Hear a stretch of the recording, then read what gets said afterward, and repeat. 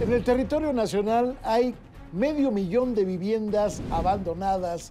¿Qué va a hacer con este escenario el Infonavit? Nuestra entrevista de hoy con el director general del Infonavit, Carlos Martínez Velázquez. ¿Cuáles son las condiciones típicas de un crédito del Infonavit? ¿Qué precio tienen las casas ahora? ¿Qué tasas se está pagando? ¿Cuál es la mora en estos créditos? Acompáñenos. De los grandes desafíos en materia de política económica está el de la vivienda. Hay grandes desafíos y hay todo por hacer. Y este es uno de los objetivos que trae la actual administración. Este es el tema. Comenzamos. En un escenario incierto, hoy más que nunca tu economía y la mía están en juego. ¿Cómo te van a afectar las nuevas decisiones? ¿Tu dinero te va a alcanzar o no? Si no hay confianza, los inversionistas se van. Exacto. Soy Alberto Aguilar, don Dinero, y sé que para ti cada peso cuenta. Soy Alberto Barranco. En el mundo de las finanzas, nada se me escapa. Y yo soy Carlos Mota. Portafolios, empresas y movimientos monetarios es lo mío. Los tres buscamos respuestas de todos los involucrados, desde gobernantes hasta empresarios. Hashtag Tu Economía en Juego te da respuestas claras y entendibles. ¿Quién, cuándo, pero sobre todo, cómo le van a hacer? La economía, cuando está en juego, debe merecer nuestra atención. Y que esta toma de decisiones sea favorable para nuestra familia y nuestro día a día. Por eso, hashtag Tu Economía en Juego comienza ya. Muy buenas noches, esto es hashtag Tu Economía en Juego. Les saludamos como siempre sus amigos, Alberto Aguilar, muy buenas noches. Hola Tocayo, qué gusto saludarte, muy buenas noches. Carlos Mota, muy buenas noches. Hola Alberto, buenas noches. Su servidor, Alberto Barranco Chavarría. Tenemos el gusto de tener en esta mesa de trabajo la presencia del director general del Infonavit. Él es Carlos Martínez Velázquez. La buena noticia, le quisiera yo preguntar, es que se incrementó en una forma importante el salario mínimo. La mala es que se afecta a las personas que recibieron créditos justamente en salarios mínimos porque se incrementa el monto. ¿Qué están haciendo frente a eso, Carlos? Bueno, primero que nada, mucho gusto estar en la mesa. Vemos dos Carlos y dos Albertos. Así es. Va a estar divertida, Par de doces. Exacto. Pero bueno, sobre ese tema, es importante recordar que desde 2016 que se cambió la ley, el monto en realidad incrementa en la tasa menor entre el salario mínimo y la unidad de medida de actualización, por lo que el aumento del salario mínimo del 16% que se dio este año no afecta el crecimiento del saldo que tiene cada acreditado de los que tenían todavía los créditos en salarios mínimos. Se aumentó en el 4%, que fue 4.8% que se aumentó la unidad de medida de actualización este año, y así cada año se busca la menor tasa entre ellas para que el trabajador no tenga una afectación, sobre todo en estos casos cuando el salario mínimo aumenta mucho más. Sin embargo, ¿tienen ustedes un plan para ayudar a la gente en ese tipo de circunstancias? Por ejemplo, aquellos que de pronto entraron en el régimen del Seguro Social de 92, y ahora, bueno, pues quieren recobrar el dinero que pusieron para su vivienda. Así es, esta semana precisamente lanzamos una devolución del Fondo de Ahorro 7292 para aquellos acreditados que hayan cotizado en esas fechas, entre 72 y 92, y que después, cuando entra en vigor la Ley de Ahorro para el Retiro, en el 93 no migraron a las cuentas individuales de la subcuenta de vivienda, sino que por razones distintas no cotizaron después del 92 en el sistema de ahorro, y por lo tanto tenían ese fondo segregado ahí en el Infonavit. Estaba ahí segregado desde hace muchos años, de hecho no estaba generando ni siquiera intereses, ni estaba pagando la inflación. Por lo tanto, lo que queríamos hacer y lo que conviene hacer sobre todo es devolverlo lo más rápido posible para que el dinero no siga perdiendo su valor ahí en el Infonavit, por lo que se hizo una vinculación con el IMSS y la Tesorería de la Federación para devolver automáticamente el dinero. Estamos en el proceso ya de conciliación de cuentas. Esperamos esta primera semana completar 180,000 depósitos y a finales del mes los 285,000 depósitos a trabajadores que cotizaron en estas fechas. Carlos, ¿qué hace el Infonavit con el dinero de los trabajadores? ¿En qué lo invierten típicamente? ¿Qué instrumentos se utilizan? ¿Qué rendimientos están buscando para incrementar justamente esta bolsa? Bueno, precisamente el fondo se invierte en hipotecas, en dar créditos hipotecarios a los trabajadores, y tenemos este doble mandato del que habla la ley. Por un lado, das hipotecas cobras un interés por esas hipotecas y por otro lado pagas rendimientos a aquellos que no utilizan su dinero para una hipoteca. El año pasado se dio un rendimiento de 6.38% a los trabajadores, que fue incluso superior a lo que dio el sistema de ahorro para el retiro. Y adicionalmente a eso hay un fondo institucional, de inversión institucional, que se hace inversiones en valores igualitas a las que se dan en la ley de ahorro para el retiro. Que es el dinero que no está en las hipotecas, digamos. Exactamente. Sí, okay. Carlos, pues la industria de la vivienda está a la expectativa de una reunión que en alguna ocasión platicábamos, una asamblea que va a haber este mes, que está comenzando. ¿Qué se puede esperar de esta reunión, de esta asamblea orientada, digamos, a generar estímulos para el rubro de la vivienda? Efectivamente, bueno, este mes yo creo que va a ser un mes muy importante para la vivienda. Se tiene previsto que la SEDATU publique la Política Nacional de Vivienda. Nosotros publicaremos también algunas acciones alrededor de esa política. Hay que recordar que SEDATU es la rectora, pero sobre todo hacia el final del mes se llevará a cabo la asamblea del Infonavit y ahí tendremos que cumplir varias definiciones. Ahorita está en discusión, por ejemplo, en los montos de crédito que se otorgan a los trabajadores.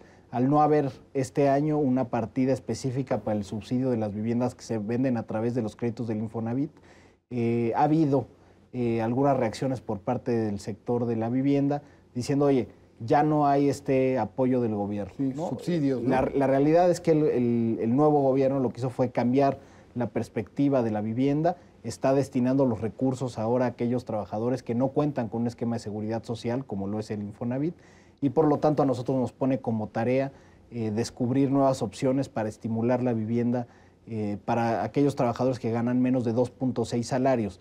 Y te quiero decir que ahorita ya hemos, y sobre todo reconocer el apoyo que hemos tenido tanto el sector de los trabajadores como el sector empresarial que están y participan dentro de los órganos de gobierno del Infonavit, y estamos ya llegando a una conclusión que esperamos precisamente presentarle en la Asamblea para revisar los montos de crédito que obtiene cada trabajador. Se trata de dar crédito barato, ¿verdad? Para los trabajadores que menos poder de compra tienen, ¿verdad? Exacto, es seguir con la Constitución que dice dar crédito barato y suficiente para la adquisición de vivienda en propiedad, y es lo que estamos analizando.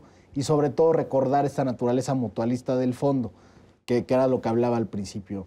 Cada vez que hacemos cualquier programa, como aumentar los montos máximos de crédito, significa también que probablemente haya menos rendimiento de aquellos que no usan su dinero para una hipoteca, por lo que se tiene que balancear muy bien el fondo, y por eso es una decisión que ha llevado ya varios meses de trabajo con los sectores para llegar a algo que sea benéfico para todos, tanto para aquellos trabajadores que ganan poco y que quieren una vivienda, como aquellos trabajadores que no lo van a utilizar para una hipoteca y por lo tanto esperan un rendimiento para su ahorro. El sexenio pasado había un movimiento para que la masa que tiene de dinero que tiene acumulado el Infonavit pasara a las cuentas del SAR, del Sistema de Ahorro para el Retiro, como una forma para poder alcanzar la meta en relación con un retiro digno de los trabajadores. Sin embargo, el Infonavit se defendió y hizo un estudio a través del cual se señalaba que el rendimiento que obtienen por ese dinero que está inactivo el Infonavit era mucho más redituable. Era un monto mayor que el que tienen las Afores. ¿Esto sigue siendo? Yo creo que yo cambiaría la perspectiva de la pregunta. Efectivamente, esa ley o esa reforma no prosperó y lo que se analizaba era precisamente que en los últimos años el Infonavit había dado un rendimiento mayor que el SAR. Pero no solo hay que ver eso, hay que ver que el Infonavit provee una vivienda y por lo tanto el trabajador está ahorrando en un activo físico que en el tiempo puede tener adicionalmente una plusvalía mayor a la que tienen otras inversiones. Entonces, yo creo que hay que pensar en estas nuevas discusiones que va a haber sobre el sistema de ahorro para el retiro, cómo se maximiza todo el patrimonio conjunto del trabajador, no solo el dinero que está en una cuenta, sino cuáles son todos los activos que puede tener el trabajador y cómo eso se vuelve más grande para él, ¿no? Y en ese sentido hay que ser flexibles en el pensamiento, ¿no? También se puede pensar, por ejemplo, en los primeros años de vida del trabajador, traer el dinero del SAR para comprar una casa de mucho mayor valor que pueda servir como un mejor patrimonio a lo largo de la vida del trabajador. Entonces yo creo que hay que ser flexibles en pensar ese tema y poniendo al trabajador en el centro y maximizar su patrimonio como fin del sistema de ahorro para el retiro. ¿Cuáles son los parámetros típicos hoy de una hipoteca que toma un trabajador con el Infonavit? ¿Cuánto vale la vivienda típica? ¿Qué plazos? ¿Qué tasa? Hoy por hoy estamos teniendo viviendas, los créditos promedios están colocados en 363,000 pesos y eso es más o menos lo que está en el portafolio hipotecario del Infonavit. El máximo es 2 millones. Sin embargo, quienes pueden acceder a un crédito de 2 millones, aquellos trabajadores que ganan más de 10 salarios, ahorita están accediendo solo a créditos promedios de 800,000. En la parte más baja son 300,000 pesos el monto de la vivienda. Y lo que vemos en el mercado es eso, ya no hay viviendas por abajo de los 300,000, hay muy pocas en distintas regiones del país, todas están por encima de ese precio y los trabajadores están obteniendo hoy una tasa efectiva de 9.9% y un plazo de 30 años, que es el contrato de crédito del Infonavit. Es un crédito en pesos, lo cual les permite tener mayor planeación financiera hacia el futuro. Muchos de los créditos se prepagan, incluso acaban de pagarse entre el año 12 y el año 15. Es ahí donde se pagan la mayoría de los créditos del Infonavit, que está muy en el sentido de lo que sucede con la industria, bueno, con la industria bancaria, lo que pasa con los créditos bancarios en general, y aquellos trabajadores que tienen menores ingresos, los que están por abajo de 2.6, acaban de pagar su crédito en el año 26. Entonces, digamos, eso es lo que se ve en perspectiva del portafolio hipotecario. Carlos, este año pues, no ha pintado muy bien para la economía, los economistas pues, han modificado sus expectativas a la baja. ¿Qué podemos esperar para el rubro de la vivienda este año? ¿Y qué expectativas se ven para la vivienda futuro con un gobierno de izquierda que me parece que tendría que tener en la vivienda un sustento importante de lo que es su política social?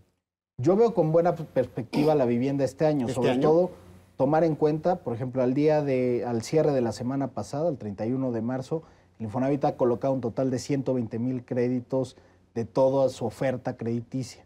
Y eso es mucho mayor de los 105,000 que se habían colocado en el mismo periodo del año pasado. Para vivienda nueva, ¿verdad? Para vivienda nueva, usada y para mejora de vivienda, ¿no? Que son los 3 rubros. Entonces, en total, estamos teniendo una buena... ¿Para nueva nada más? Una buena colocación. Y para nueva, se están colocando 70,000 créditos. Entonces, va en muy buen ritmo la colocación, a pesar de que, por ejemplo, no hay este apoyo que había antes del gobierno. A pesar de eso, hay buenas expectativas porque la confianza del consumidor está en sus máximos históricos. Sí. Y la confianza del consumidor es clave para poder hacer las colocaciones de créditos hipotecarios. Entonces, este año vemos que vamos bien. Y para los siguientes años, lo que hemos apostado como equipo de vivienda en todo el gobierno federal es apostarle a la vivienda adecuada. Más allá de cualquier número de créditos que puedas pensar, lo importante es que la vivienda sea efectivamente bien localizada, cercana a los centros de trabajo, asequible, accesible y todos los parámetros que ha puesto la ONU, de hecho, en materia de vivienda adecuada. Y eso tiene que ver también muchas veces con qué quieren los trabajadores. Y los trabajadores, aunque puedan acceder a una vivienda, muchas veces acaban gastando más en transporte porque no hay un plan de desarrollo urbano y de transporte alrededor de la vivienda. Entonces, lo que se espera es reordenar el territorio y poder ligar el tema de desarrollo urbano, vivienda y ordenamiento territorial en una misma política. Muchas veces se ven separadas o se habían visto separadas las políticas, pero en realidad tienen que converger, porque de nada sirve poder dar oferta de vivienda si no hay a la par oferta de transporte y oferta de escuelas, hospitales y centros de trabajo que estén alrededor de la vivienda. Y eso es precisamente lo que dice la Constitución. Durante muchos años yo creo que se incumplió el 123, ¿no? Que decía que tenía que haber escuelas, hospitales, etcétera, alrededor de la vivienda, y no necesariamente fue así. Entonces hay que hacer responsables a todos los actores de la vivienda, a estados, municipios, al gobierno federal, y nosotros somos una instancia que ayuda ya en la parte de financiamiento, que es la parte final de todo lo que significa la planeación del desarrollo urbano. El tema es apasionante, sobre todo de cara a la gente que espera tener una vivienda en el futuro, la gente que ya la tiene, pero el tiempo nos esclaviza como siempre. Lamentablemente se nos acabó, el reloj nos ganó otra vez, ¿sí? Gracias. Gracias, Carlos Alberto. Mota, gracias, Alberto. Gracias, Tocayo Barranco. Y gracias al director general del Infonavit, Carlos Martínez Velázquez. Muchas gracias. Muchas gracias.